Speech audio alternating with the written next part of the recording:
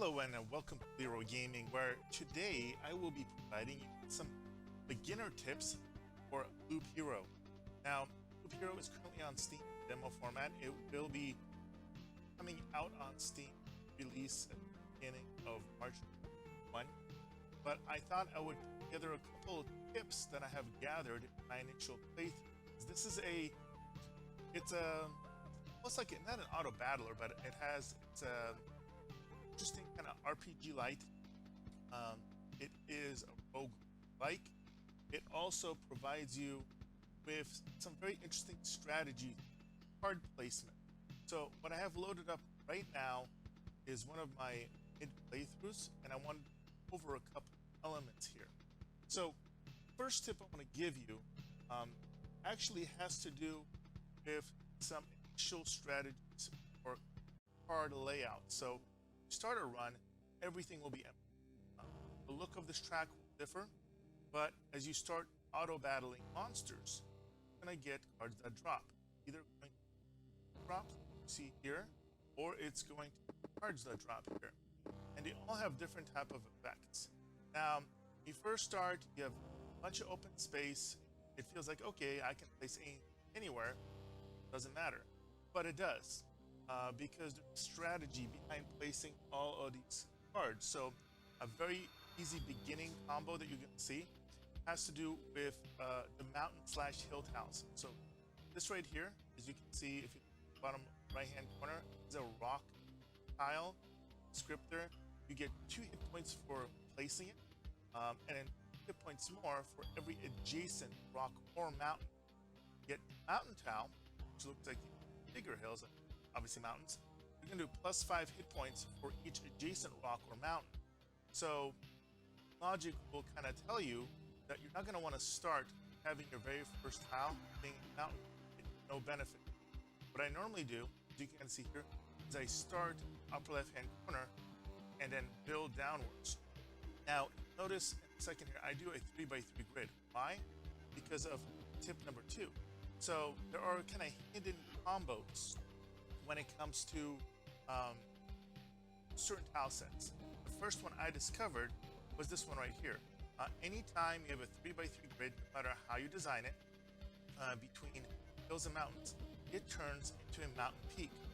Now, you'll see the descriptor, a stone giant, could have supported even the sky itself if it wasn't already gone.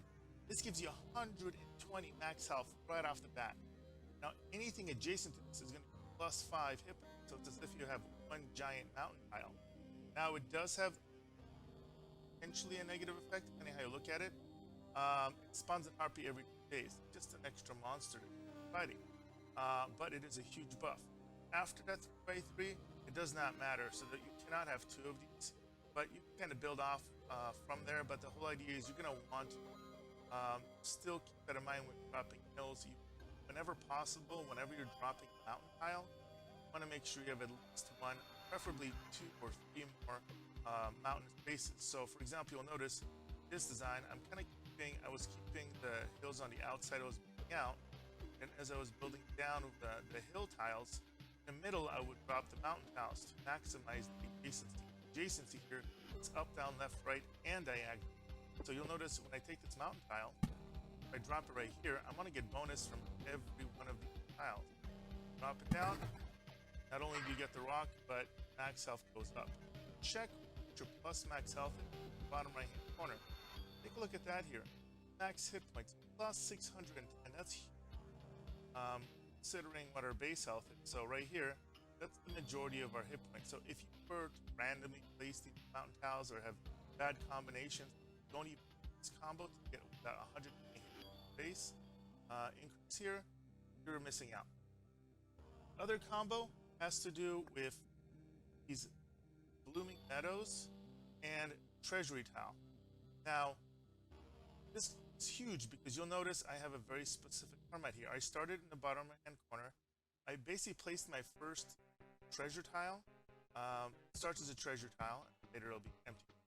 Kind of in the bottom right hand corner, and only made it so one spot all around. Now the key with treasure tiles is that before you complete them, it says here, there's a random resource after placing anything on an adjacent tile, but can't be built adjacent to anything. So I couldn't take one of these and place them next to the mountain to these. So you have to be kind of strategic. At a perfect early game combo of this are with these meadows. They heal 2 hit points at the start of each day. Why? Because unlike mountains or hills, they don't rely on other adjacencies, so they're perfect kind of burn cards.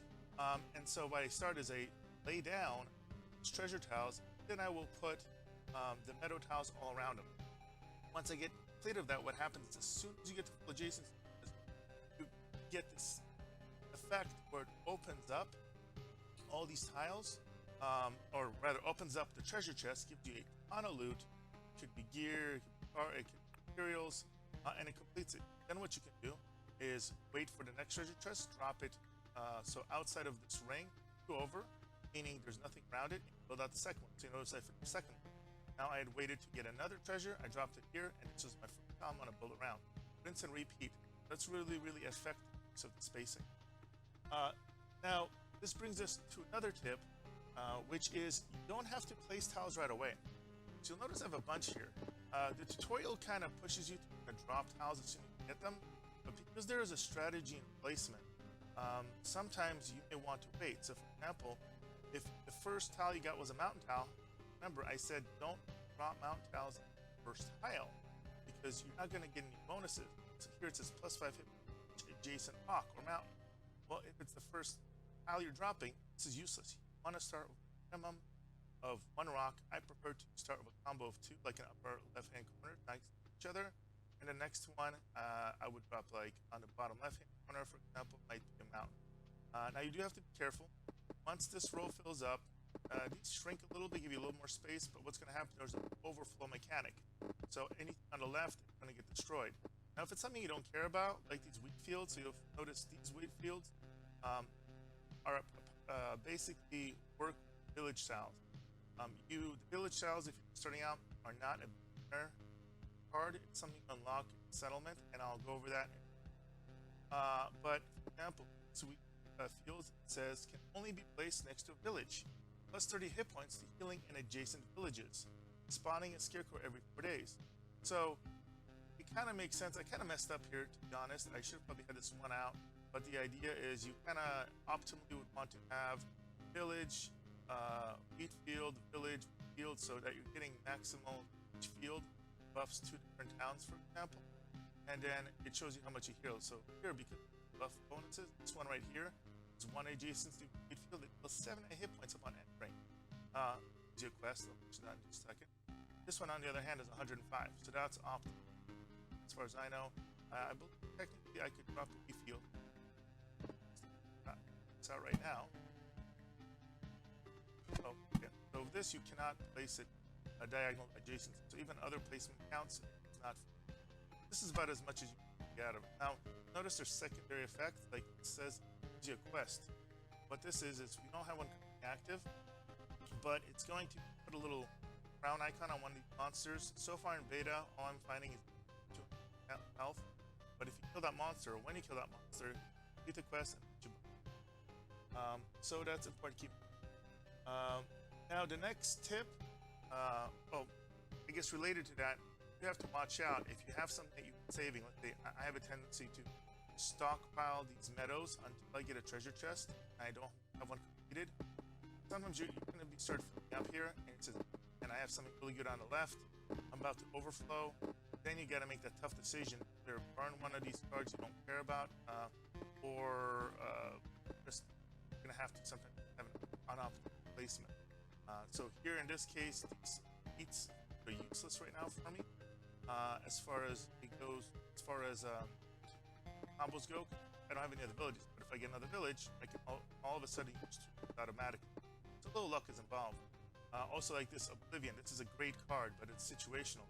So if you messed up, or if you realize, wow, my tiles are combo in a nasty way, or I get like 5 monsters, I don't know, 5, but it's 3.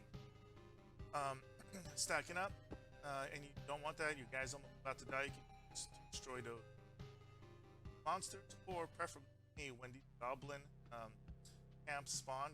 One of the effects you're gonna notice is every single. This is a secret effect. So every 10 tiles of mountains and place, it's going to spawn a goblin camp. Those are pretty nasty. So oftentimes it's up to destroy those camps using Oblivion. On the other hand, if I have really good cards, I'm worried about burning them. It's getting really, really close. I'll burn the Oblivions just so I don't lose it. So that's another tip. Now, here's another tip when it comes to battles. So when you're fighting, there's two things. Number one, when you mouse over either your character or monsters, it will pause combat. This is important.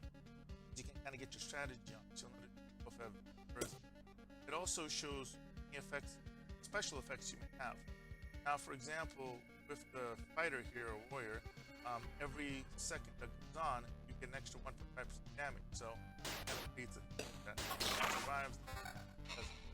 Now, you can also pause this mouse over to loot. So as soon as you mouse over to, okay, do I have an upgrade? In fact, do not wait till after combat to upgrade your loot if you have a big improvement. So in this case, this is actually a really big improvement technically when it comes to defense. Use vampires and attack speed, but you get a little bit more defense. Now this leads me to another tip when it comes to loot's gonna have necessarily its rarity, I guess, are the colors, and then the tiers are the numbers in the lower left-hand corner. But really, outside of the weapon, I'll talk about the weapon in a second. Really want to pick a theme for your loot. Yeah. What I mean by that, if you just kind of randomly get a bunch of different kind of effects, you're gonna become a jack of all trades, and at least of the class, you're probably gonna die. So what I found is, with this beginning class, you just need to survive as long as you can. Most effective way I've been able to do that is using vampirism. So, which basically stack vampirism. See, right now I have 25% vampirism. That means 25% of all damage you do back its health. Then I'll combo it with either having high defense, so you take less damage. Counterattack, if you get lucky, isn't bad either. Notice I have a 31% chance counterattack, because again, when I get hit and I counterattack, the damage I do on the counterattack, extra damage. The other way you can go is get the health regen. So combo health regen with vampirism. Try and get that max health up will let you survive. So again, I've stacked vampirism 40-50% in the past, and also stacking attack really helps out. Now, this leads me to that mention of weapon. So anything percentile based as far as attack speed or vampirism in particular, its initial class, is gonna be a percentage of your max damage, which means with your weapon in particular, max damage trumps all. You could have some really cool extra vampirism bonuses, etc. But if your damage in this case here is 17 to 25, if mine was 6 to 10, well, that's horrible. I don't care if it gave me 30% vampirism on this, theoretically, because you're doing 30% of 6 to 10 damage. You want that max damage as high as you can if you're going off, for example, vampirism or percentage-based build, kind of healing like this. Now, I got lucky here because the spear right now gives me more vampirism, that counter, and also damage to all, which again, all that's going to proc the lifesteal. But if I get a gray item like this, let's say, but the damage was 25 to 35, I'm going to automatically take that, even as no other effect. It's going to, again, take advantage of my other vampirism stats, etc. So there is a strategy when it comes to that. Each character class and the beta, there's only access to the fighter or warrior, the base class. They're going to have different modifiers that you'll be able to have, and go over that when we get to the in a moment. But just know that you're going to want to kind of pre-plan that as best you can. Because the loot is random as far as I can tell. Sometimes you'll get unlucky.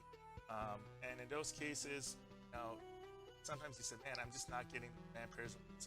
Come off the build. But again, my experience, I've tried other combos getting a lot of defense, a lot of damage to all, but without vampirism, I just dying.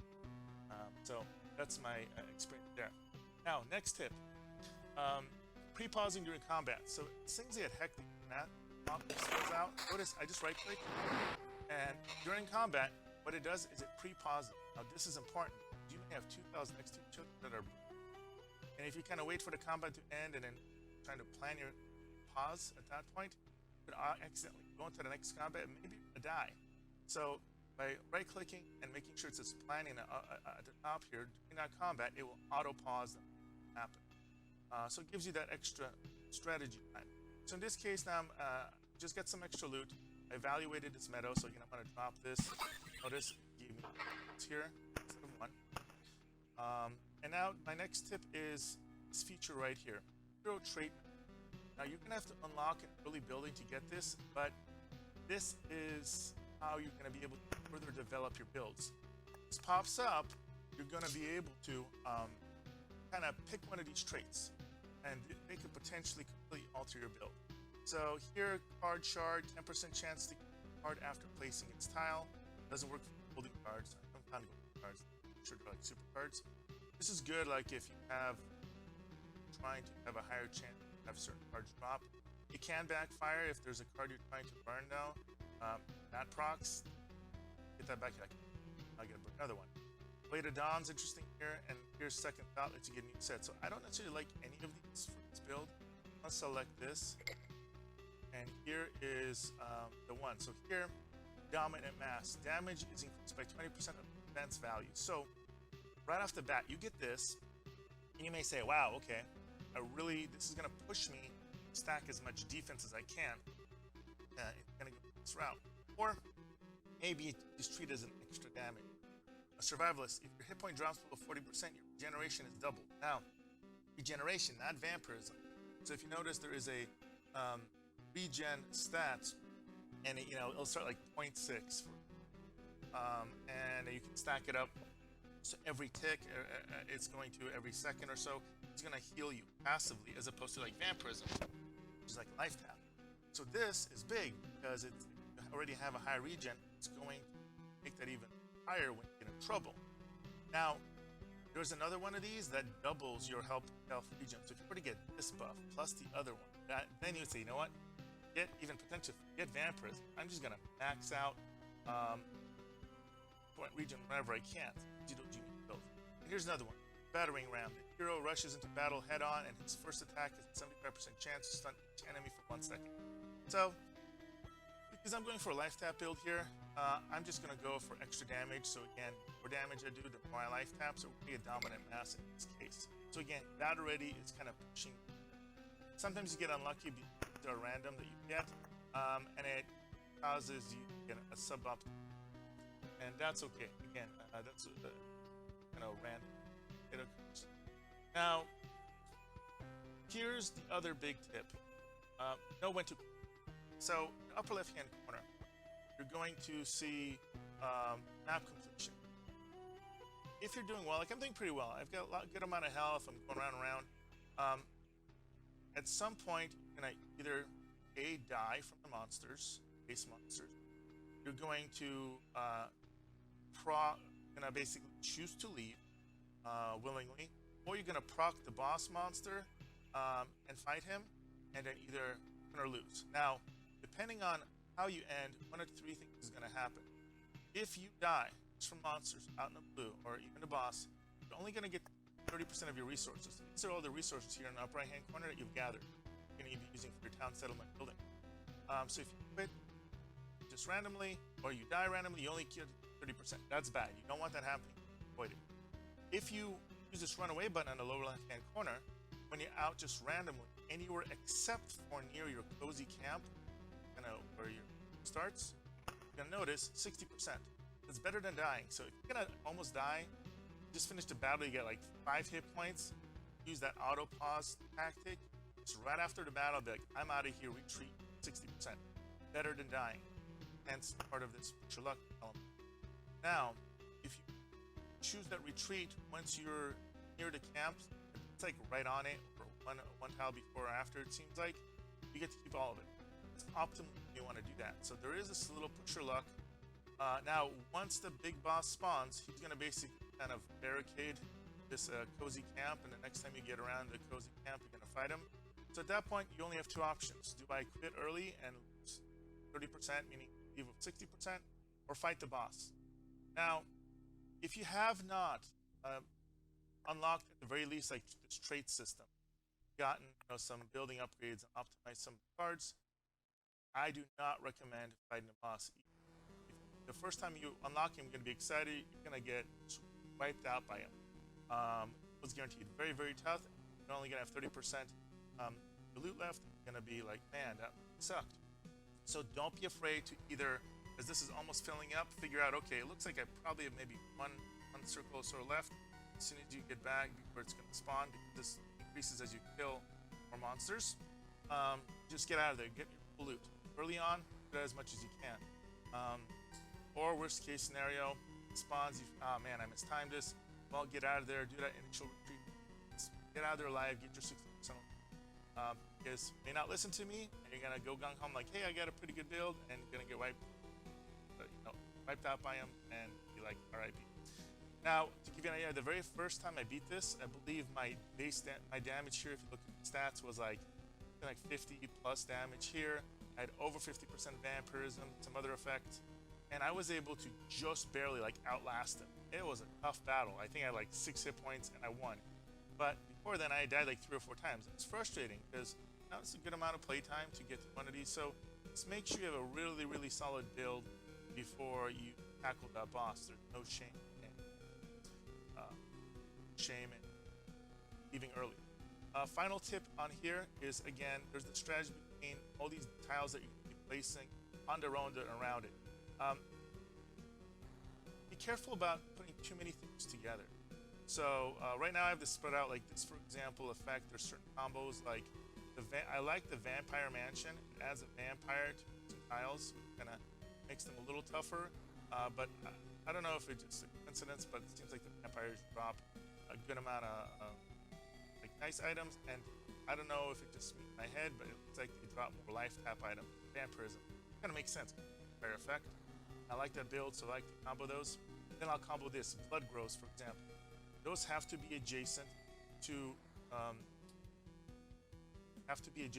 woods, groves, or any other wood tiles. So I'll combo vampirism, and so things get killed when they're at 50% health. It's like a kill shot. So basically lowers the max health of all mobs by 50%. That's significant. But again, if you put a bunch of monster effects together, they start really compiling. You can get some tough fights. Other combos, as I mentioned earlier, like cities, etc. And you'll figure out other combos as you get here. So, and then, of course, if you get let's just assume this is really rough and you didn't like this. Now, this isn't that bad. This is one of these rat wolves, as well as slime, which are like basic units that will spawn anywhere. Let's say you don't like this. Okay, you know what? I'm going to use Oblivion. They're gone. Or let's say, man, I really messed up. I didn't really like this battlefield here. Another one. Okay, I got rid of that. So that's how that works. Now I'm going to use this as an example. I'm gonna wait till we're gonna go ahead and battles. Check out. Here's a flesh go. Nice tough monsters spawning. I'm gonna just go to the very end here, and I'm gonna exit and show you some tips at the end of the screen. Actually, in fact, here we go. Here's a perfect example. I actually have to drop. Here's that village I mentioned. Notice this heals 45% hit points upon entering. That starts base, and you can either up it to 75, 105. But these I have at the beginning, so it's like kind of like a nice buff. But I'm gonna place one here because this, for example, in theory, let's say I was prepping for end boss, I would want to get a little buff right before I get to the boss as far as healing. So drop it to me here. Go to the right. The left. So now right before I fought that boss, I'd be getting 105 points, which is nice. Play that again. So I got this nice piece of loot. Look at this. So in this case, doubles max health, gives me 20% attack speed. Now I lose that vampirism. Now attack speed works really well with vampirism, obviously. So faster you attack, the more you tap vampirism. So in this case, even though I'm stacking vampirism priority, that 20% life tap is way more powerful. I'm gonna keep that. Looking at these two shields, for example, I have a choice. Notice how this one technically has more armor, defense, but this one's got that 30% vampirism. Not so. For this build, this trump stat, way better. I'm gonna go ahead and pick that. It's destroying. So, now there is an overflow, as I mentioned, with the loot as well. So as you get more loot, it's gonna kind of wipe it out. Here I got more loot. Perfect. Another example. Same damage here. More vampirism. Count out. So this is a clear upgrade. Damage. I will pick this for this build. For this ring, notice I have this basic ring only has one element, but the counter is really big. So I may hold on to that a little longer normally, but remember I had that gauntlet, so my defense also increases damage as well. So that may actually push it over the edge. I might like the attack speed defense. If this was vampires, I'd probably take it. Yeah, for now I'm gonna keep that counter. That does seem to proc it somehow. Part of it is kind of like analysis simulator. So I kind of do it in my head. So here's another perfect example of a loot that's like borderline. So get more defense, do get more base damage, but the other one has that counter and vampirism. So it's kind of borderline. I probably should upgrade it for percentage basis. So, but that is one that like I wouldn't be actually super sure of. Now, I'm gonna auto pause this, but notice the whole overflow mechanic. You may actually see this depending on what drops. Okay, drop. So let's go ahead. Rock. There's a mountain here. Mountain. Notice I got another one of these goblin camps that spawn every whatever. But not every 10, but every 10 drops.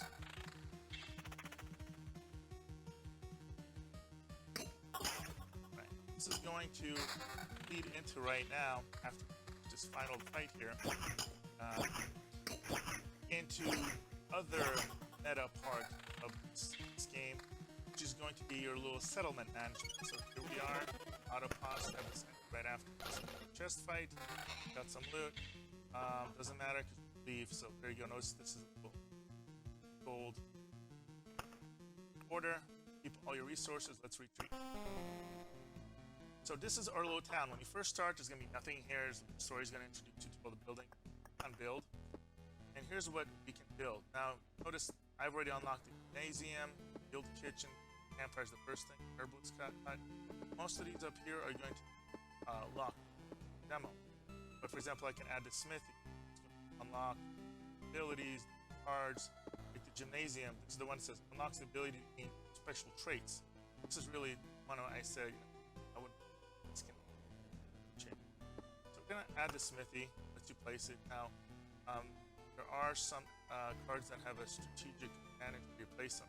So one of these buildings here I built a farm, or rather surveyor's tent, or yeah, this farm will take adjacent open spots and find effects and buffs. There's a strategy to building here as well. So a lot of meta stuff, but some of them will not have any effects like up. Okay. There's a little story here. Skip that for this part for you, no spoilers. So that'll impact things. And the final other thing that button. But now let's say you're ready to go back and building your expedition. This is so critical.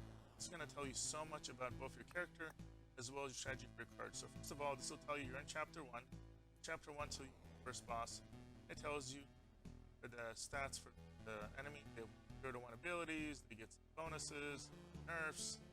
Then there's your class. So again, there will be multiple classes in this game. Demo kind of gives you, the warrior's like the jack of all trades, and the big thing for him is 1.5% damage per second of the fight. And these are the additional class traits. These are the only traits I'll be able to see drop on loot. I'm assuming this will change by class. So you're gonna say, okay, well, I need to base my builds off this combination. So I chose again vampirism, damage, attack speed were my big one. Also tells you these other elements here. Now it highlights which item this is drop and script. So this will impact how you manage. Now final tips, the card system. I'm gonna start with way fewer of these. Now there's 2 things to note: availability cards and strategy. So we'll get more cards that you can use. So this here tells you for this current level, you have up to 12 cards. This is your maximum cards on the bottom right. minimum of cards and how many you have. Now, why would you want to have less than maximum? Well, they're not all going to synergize, and some could be kind of bad. For example, the swamp one, I'm sure there's a reason to use it, but it says spawns a mosquito every few days. All healing effects are lethal, except for potions. This is bad. Like, if you have a lifetime effect, I assume, or regen, it's going to hurt you. So I would disable that. Also, it seems like the card generation is random. So the fewer cards you have, the more likely you're going to get the cards you want. If that makes sense. So, like, I like this grove. I like the village. The village obviously works really well with the wheat. In this case, wasn't too crazy about the spider. Like the vampirism, like the. So these all are generally positive in my opinion, but might have a build where you try and control the amount of monsters you fight. So roadland, this is the amount of monsters that can spawn next to these.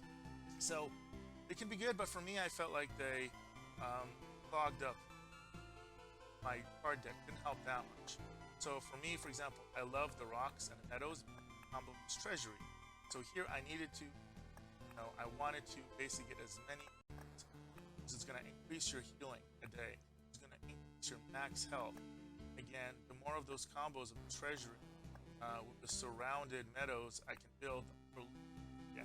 So here, for example, I'm going to have this. The Oblivion is a nice erase tab, but let's say if you wanted to increase your odds of other ones spawning, you can do that. Again, the minimum. Or again, you can like all the way. So yeah, you can't do 13. That's too many. So again, as the game goes on, you're going to unlock new cards, give you strategies, characters are optimized. So there is a lot of depth in this little tiny game that seems so basic. So again, hope that all made sense and helps you out. Because again, first get thrown into this game, it seems like, oh, this is really simple, but just a lot of strategy, and that's why I find it so addicting. Again, if you are interested in this game, I'm gonna leave a Steam link below. Check it out. Again, currently you can get the demo. You cannot get the game and play the main game yet. You can pre-order it, and I believe there's a discount on it, but it will be launching in early March. So I hope you found this helpful. Again, this is Leeroy with Leeroy Gaming. I'll see you guys next time.